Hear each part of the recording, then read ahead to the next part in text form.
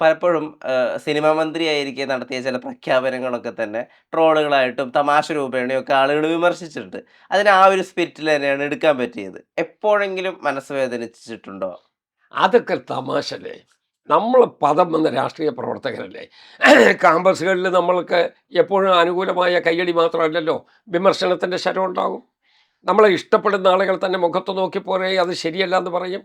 ഞാൻ പറയും ഏത് പൊതുപ്രവർത്തകനും ന്യായമായ രൂപത്തിലുള്ള വിമർശനത്തിന് വിധേയപ്പെട്ടു പോയേ മതിയാകും. നമ്മൾ അതിനെല്ലാം അതീതനാണ് എന്നൊരു ചിന്ത വരുന്നത് ഗുണമല്ല എന്നാണ് എൻ്റെ വിശ്വാസം. ഈ കാലഘട്ടത്തെ ട്രോളുകൾ, ഈ കാലഘട്ടത്തെ ഒരു വിമർശന രീതി, അതായത് സാറെന്ന് പറയുമ്പോൾ കാർട്ടൂണുകളിൽ കാർട്ടൂണുകൾ പത്രങ്ങളിൽ വന്നതിൽ നിന്ന് തുടങ്ങി ടിവി പരിപാടികളിലെ രാഷ്ട്രീയ വിമർശനങ്ങൾ തുടങ്ങി ഇപ്പോൾ ഓൺലൈനിലെ സൈബർ വിമർശനങ്ങളിലേക്ക് അത്രയും വലിയ കാലത്തെ ട്രാൻസിഷൻ ഉണ്ട്. ഈ ആളുകളുടെ ഒരു വിമർശനം, അതിൻ്റെ രീതി, ജനങ്ങളോട് രാഷ്ട്രീയത്തിനോടുള്ള ഒരു ആറ്റിറ്റ്യൂഡ്, അതൊക്കെ എങ്ങനെ മാറിയെന്നാണ് വിലയിരുത്തുന്നത്?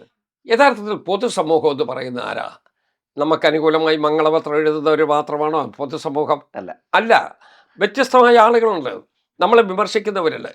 കാർട്ടൂണിസ്റ്റ് ശങ്കർ ജവഹർലാൽ നെഹ്റുവിൻ്റെ മുഖത്ത് നോക്കി അദ്ദേഹത്തോട് സംസാരിച്ചിട്ടില്ലേ?